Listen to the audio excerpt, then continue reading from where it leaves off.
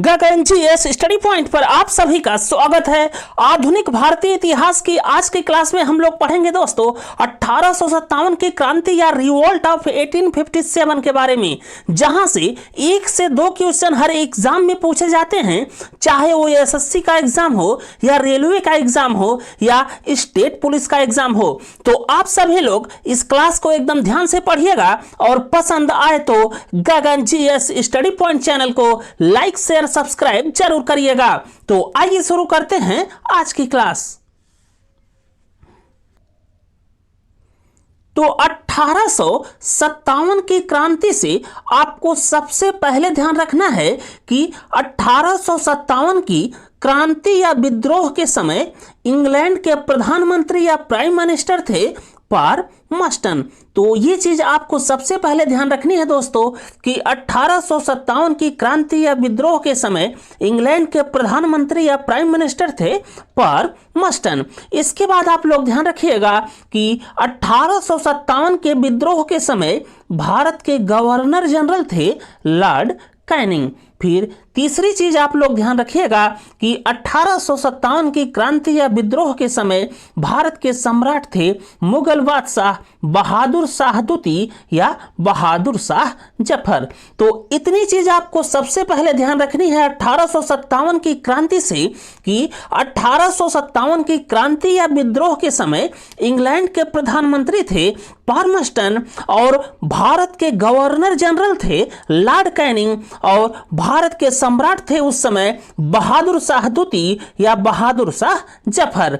यहां से दोस्तों इसके बाद आप लोग देखिए 1857 की जो क्रांति या विद्रोह हुआ था उसके कारण क्या थे। तो 1857 की जो क्रांति या विद्रोह हुआ था उसके मुख्य रूप से दोस्तों 4 कारण थे, जिसमें जो पहला मुख्य कारण था वो था राजनैतिक कारण। और राजनैतिक कारण में दोस्तों पहला मुख्य बिंदु है मुगल बादशाह से अपमानजनक व्यवहार। अर्थात दोस्तों जो उस समय के मुगल बादशाह थे जो कि थे बहादुर शाह दूती या इन्हीं को बहादुर शाह जफर भी कहा जाता है, इनसे अंग्रेजों ने अपमानजनक व्यवहार किया। इसके बाद अगला राजनैतिक कारण था दोस्तों जो कि था अवध को कुशासन के आधार पर ब्रिटिश साम्राज्य में मिला लिया गया। और अवध को दोस्तों ब्रिटिश साम्राज्य में मिला लिया गया 1856 में। इस बात को आप लोग ध्यान रखिएगा। और 1857 की क्रांति में सबसे ज्यादा सिपाही थे दोस्तों अवध के, ये भी बात यहीं पर आप लोग ध्यान रखिएगा। और फिर अगला राजनीतिक कारण था दोस्तों डलहौजी की हड़प नीति। तो यहां से आप लोग ध्यान रखिएगा कि 1857 का जो विद्रोह हुआ था उसमें जो राजनीतिक कारण थे उसमें मुख्य रूप से था दोस्तों मुगल बादशाह से अपमानजनक व्यवहार। और फिर अगला था दोस्तों अवध को कुशासन के आधार पर ब्रिटिश साम्राज्य में मिलाया जाना और डलहौजी की हड़प नीति। इसके बाद अगला कारण था दोस्तों आर्थिक कारण। और आर्थिक कारण में था दोस्तों आर्थिक शोषण की नीति, जिसमें दोस्तों जो भू राजस्व कर वसूला जाता था किसानों से उसको लगातार बढ़ाया जाता था, जिससे किसानों में आक्रोश था। तो ये हो गया आर्थिक कारण। फिर इसके बाद था दोस्तों सामाजिक और धार्मिक कारण।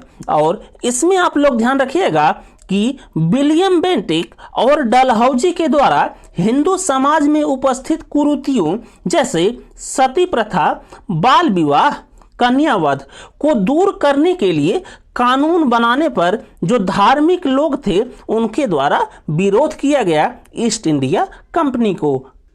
तो सामाजिक और धार्मिक कारण में आप लोग ध्यान रखिएगा कि इसमें जो विलियम बेंटिक और डलहौजी ने जो हिंदू समाज में उपस्थित कुरीतियां थी जैसे सती प्रथा, बाल विवाह या कन्यावध, उसको दूर करने के लिए जो कानून बनाया गया, तो जो हिंदू धर्म में जो धार्मिक लोग थे उन्होंने इसका विरोध किया। और इसी से दोस्तों जो ईस्ट इंडिया कंपनी के खिलाफ जो आक्रोश था वो भी बढ़ गया था।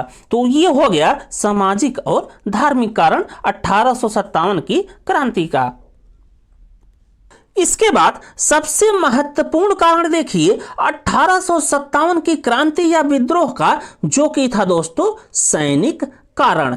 और इसमें दोस्तों आप लोग सबसे पहले ध्यान रखिएगा कि 1857 की क्रांति से पहले सेना में विद्रोह हुआ था, और यह विद्रोह हुआ था दोस्तों वेल्लोर में 1806 ईस्वी में। ये क्वेश्चन दोस्तों एग्जाम में पूछा जाता है कि सबसे पहले सेना में विद्रोह कब और कहां हुआ था। तो ये चीज आप लोग ध्यान रखिएगा कि सेना में सबसे पहला विद्रोह हुआ था वेल्लोर में 1806 ईस्वी में।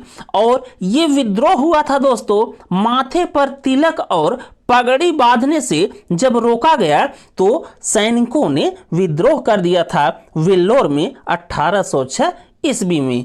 तो ये तो हो गया दोस्तों जब सेना ने पहली बार विद्रोह किया था वो बात। इसके बाद आप लोग ध्यान रखिएगा कि 1857 की क्रांति में सेना में विद्रोह कब हुआ और क्यों हुआ।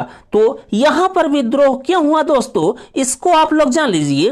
तो यहां पर दोस्तों एक राइफल इस्तेमाल की जाने लगी जिसका नाम था एनफील्ड राइफल, और इसमें दोस्तों चर्बी वाले कारतूस का प्रयोग होता था, और ये चर्बी होती थी दोस्तों गाय और सूअर की, जिससे जो मुसलमान और हिंदू दोस्त थे सैनिक में ब्रिटिश ईस्ट इंडिया कंपनी के, उन लोगों ने इसका विरोध किया, और यही था दोस्तों 1857 की क्रांति का मुख्य कारण।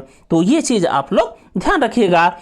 इसके बाद फिर 29 मार्च 1857 ईस्वी को बैरकपुर छावनी, जो कि है दोस्तों पश्चिम बंगाल में, वहां पर मंगल पांडे ने, जो कि थे 34वीं इन्फेंट्री के, उन्होंने दोस्तों विद्रोह कर दिया, और अंग्रेज अधिकारी जिसका नाम था मेजर ह्यूसन, उसको गोली मार दी। और फिर यहीं पर आप लोग ध्यान रखिएगा दोस्तों, इस घटना के बाद 8 मार्च 1857 को मंगल पांडे जी को फांसी दे दी गई।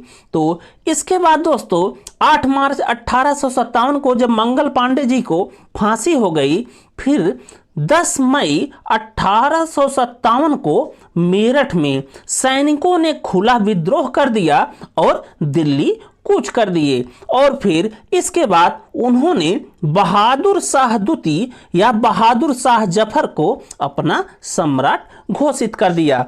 तो यहां से आप लोग ध्यान रखिएगा कि 1857 की जो क्रांति या विद्रोह हुआ था वो शुरू हुआ 10 मई 1857 को मेरठ से। ये क्वेश्चन दोस्तों एग्जाम में आता है। इसके बाद देखिए 1857 की क्रांति के प्रमुख केंद्र और उन केंद्रों पर क्रांति या विद्रोह का नेतृत्व कर रहे भारतीयों के बारे में। तो इसमें सबसे पहले आप लोग ध्यान रखिएगा दिल्ली को, और दिल्ली में क्रांति या विद्रोह का नेतृत्व कर रहे थे बहादुर शाह द्वितीय या बहादुर शाह जफर और बख्त खां। और दिल्ली में दोस्तों विद्रोह दबाने वाले ब्रिटिशर्स थे निकलसन एवं हडसन। तो ये चीज आप लोग ध्यान रखिएगा कि दिल्ली में क्रांति का नेतृत्व कर रहे थे बहादुर शाह द्वितीय और बख्त खां, और यहां पर विद्रोह दबाने वाले ब्रिटिशर्स थे निकलसन एवं हडसन। इसके बाद आप लोग ध्यान रखिएगा कानपुर में विद्रोह या क्रांति का नेतृत्व कर रहे थे नाना साहेब एवं तात्या टोपे, और कानपुर में विद्रोह दबाने वाले ब्रिटिशर्स थे कैंपबेल। इसके बाद अगला नाम आपको ध्यान रखना है लखनऊ, और लखनऊ में क्रांति या विद्रोह का नेतृत्व कर रही थी बेगम हजरत महल, और लखनऊ में विद्रोह दबाने वाले ब्रिटिशर्स का नाम था दोस्तों कैंपबेल। इसके बाद अगला नाम आपको ध्यान रखना है झांसी और ग्वालियर का, और झांसी एवं ग्वालियर में 1857 की क्रांति या विद्रोह का नेतृत्व कर रही थी रानी लक्ष्मीबाई एवं तात्या टोपे, और यहाँ पर विद्रोह दबाने वाला ब्रिटिशर्स था ह्यू रोज। फिर इसके बाद आप लोग ध्यान रखिएगा दोस्तों इलाहाबाद, और इलाहाबाद में क्रांति या विद्रोह का नेतृत्व कर रहे थे लियाकत अली, और यहाँ पर विद्रोह दबाने वाले ब्रिटिशर्स का नाम था दोस्तों कर्नल नील। फिर इसके बाद आप लोग ध्यान रखिएगा कि जगदीशपुर में विद्रोह का नेतृत्व कर रहे थे बाबू कुंवर सिंह और यहां पर विद्रोह दबाने वाले ब्रिटिशर्स थे दोस्तों विलियम टेलर एवं विसेंट अय्यर। फिर बरेली में दोस्तों क्रांति या विद्रोह का नेतृत्व कर रहे थे खान बहादुर खां और यहां पर विद्रोह दबाने वाले ब्रिटिशर्स थे दोस्तों विसेंट अय्यर। फिर लास्ट में आप लोग ध्यान रखिएगा फैजाबाद और यहाँ पर दोस्तों विद्रोह का नेतृत्व कर रहे थे मौलवी अहमदुल्ला और यहाँ पर विद्रोह दबाने वाले ब्रिटिशर्स का नाम था कर्नल नील। तो इस टेबल में दोस्तों आपको 1857 की क्रांति के जो प्रमुख केंद्र थे उनका नाम आपको ध्यान रखना है और उन केंद्रों पर जो विद्रोह या क्रांति का नेतृत्व कर रहे थे जो भी भारतीय उनका नाम ध्यान रखना है और उन केंद्रों पर जो विद्रोह दबाने वाले ब्रिटिशर्स थे उनका नाम एकदम ध्यान रखना है। यहीं से दोस्तों एग्जाम में क्वेश्चन अक्सर पूछ लिया जाता है। तो एक बार फिर से आप लोग देख लीजिए कि विद्रोह या क्रांति का दिल्ली में नेतृत्व कर रहे थे बहादुर शाह द्वितीय, बहादुर शाह जफर और बख्त खां और यहां पर विद्रोह दबाने वाले ब्रिटिशर्स थे निकलसन एवं हडसन और कानपुर में दोस्तों विद्रोह का नेतृत्व कर रहे थे नाना साहेब एवं तात्या टोपे और यहां पर विद्रोह दबाने वाले ब्रिटिशर्स थे कैंपबेल।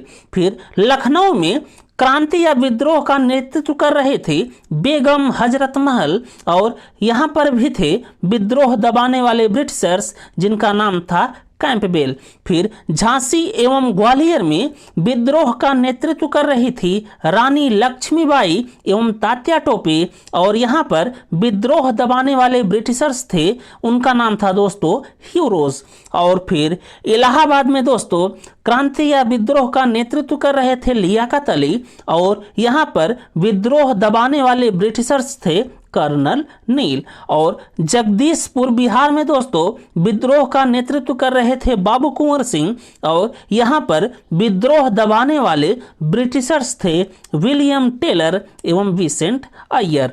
और बरेली में दोस्तों विद्रोह का नेतृत्व कर रहे थे खान बहादुर खां और यहाँ पर विद्रोह दबाने वाले ब्रिटिशर्स थे विसेंट अय्यर। और फैजाबाद में विद्रोह का नेतृत्व कर रहे थे मौलवी अहमदुल्ला और यहाँ पर विद्रोह दबाने वाले ब्रिटिशर्स थे कर्नल नील। तो इन चीज़ों को दोस्तों आपको एकदम ध्यान रखना है। इसके बाद आप लोग देखिए दोस्तों 1857 की क्रांति या विद्रोह की असफलता का कारण क्या रहा। तो इसमें मुख्य कारण थे दोस्तों 1857 की क्रांति या विद्रोह के असफल होने के वो थे राष्ट्रीय एकता की कमी और कुशल राजनीति का अभाव। तो ये बात आप लोग ध्यान रखिएगा कि 1857 की क्रांति या विद्रोह के असफल होने के मुख्य कारण था राष्ट्रीय एकता में कमी और कुशल राजनीति का अभाव। और इसके बाद आप लोग यहीं पर ध्यान रखिएगा कि 1857 की क्रांति का रिजल्ट या परिणाम क्या रहा। तो इसके मुख्य रूप से जो रिजल्ट या परिणाम थे दोस्तों वो था मुगल साम्राज्य हमेशा के लिए भारत से समाप्त हो गया और भारत में ईस्ट इंडिया कंपनी का शासन भी समाप्त हो गया और भारत का जो शासन था वो अंग्रेज सरकार के अधीन हो गया। तो इतनी बात आप लोग ध्यान रखिएगा कि 1857 की क्रांति का रिजल्ट या परिणाम यह रहा कि भारत से हमेशा के लिए मुगल साम्राज्य समाप्त हो गया और भारत में ईस्ट इंडिया कंपनी का शासन समाप्त हो गया और भारत का जो शासन था वो अंग्रेज सरकार के अधीन हो गया। इसके बाद दोस्तों आप लोग ध्यान रखिएगा 1857 की क्रांति के संबंध में भारतीय इतिहासकारों द्वारा लिखी गई कुछ महत्वपूर्ण पुस्तकों का नाम जहां से एग्जाम में क्वेश्चन पूछा जाता है। तो इसमें सबसे पहला पुस्तक आप लोगों को ध्यान रखनी है जिसका नाम है भारतीय स्वतंत्रता संग्राम या 1857 स्वतंत्रता संग्राम। ये लिखी गई है दोस्तों वीडी सावरकर जी के द्वारा। और फिर अगली पुस्तक थी दोस्तों इस क्रांति से संबंधित, जिसका नाम था 1857 या 1857, और ये किताब लिखी गई है दोस्तों सुरेंद्र नाथ सेन जी के द्वारा। फिर तीसरी पुस्तक आपको ध्यान रखनी है जिसका नाम है द ग्रेट रिवेलियन, और ये लिखी गई है दोस्तों अशोक मेहता जी के द्वारा। और लास्ट में आप लोग ध्यान रखिएगा सिपाही विद्रोह और 1857 का विद्रोह, और इस किताब को लिखा गया है RC मजुमदार जी के द्वारा। तो इन पुस्तकों का नाम और इसके लेखक जो थे उनको आपको ध्यान रखना है, जो कि 1857 की क्रांति से संबंधित है। इसके बाद आप लोग ध्यान रखिएगा दोस्तों कि जो विदेशी इतिहासकार थे उनका 1857 की जो क्रांति या विद्रोह हुआ था उसके संबंध में क्या क्या मत था, और उन लोगों ने इस क्रांति को क्या क्या कहा। तो इसमें आप लोग सबसे पहले ध्यान रखिएगा जो कि कहा गया सर जॉन लॉरेंस एवं सीले जी के द्वारा, और इन लोगों ने कहा दोस्तों 1857 की क्रांति या विद्रोह को पूर्णतः सिपाही विद्रोह, अर्थात पूर्णतः सिपाही विद्रोह का नाम दिया 1857 की क्रांति को सर जॉन लॉरेंस एवं सीले ने। और इसके बाद आप लोग ध्यान रखिएगा कि इस क्रांति को राष्ट्रीय विद्रोह कहा गया, और ये कहा गया दोस्तों बेंजामिन डिसरायली के द्वारा। ये बहुत महत्वपूर्ण है दोस्तों, ये एग्जाम में आया हुआ क्वेश्चन है, तो आप लोग इसे ध्यान रखिएगा कि 1857 की क्रांति को पूर्ण रूप से राष्ट्रीय विद्रोह कहा गया बेंजामिन डिसरायली के द्वारा।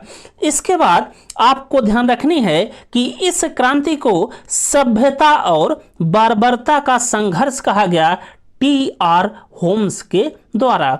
और फिर लास्ट में आप लोग ध्यान रखिएगा कि इस क्रांति को अंग्रेजों के विरुद्ध हिंदू मुसलमानों इसको कहा गया दोस्तों जेम्स आउटमैन एवं W टेलर के द्वारा। तो यहाँ पर दोस्तों आप लोग ध्यान रखिएगा कि 1857 की क्रांति पर जो विदेशी इतिहासकार थे उनका मत क्या था, और उन लोगों ने इसको क्या क्या कहा। तो पूर्णतः सिपाही विद्रोह कहा सर जॉन लॉरेंस एवं सीले ने, और राष्ट्रीय विद्रोह कहा बेंजामिन डिसरायली ने, और सभ्यता और बर्बरता का संघर्ष इसे कहा TR होम्स ने, और 1857 की क्रांति या विद्रोह को अंग्रेजों के विरुद्ध हिंदू मुसलमानों इसको कहा गया दोस्तों जेम्स आउटमैन एवं W टेलर के द्वारा। बस इतनी चीज दोस्तों आप लोग इस क्लास से ध्यान रखिएगा, और ये गारंटी है कि इस क्लास के बाहर एक भी क्वेश्चन नहीं जाएगा अगर वो क्वेश्चन आता है 1857 क्रांति से। तो यदि दोस्तों आपको हमारी ये क्लास अच्छी लगी हो तो आप सभी लोग गगन GS स्टडी पॉइंट चैनल को लाइक कीजिए, शेयर कीजिए, सब्सक्राइब कीजिए। थैंक यू दोस्तों, जय हिंद।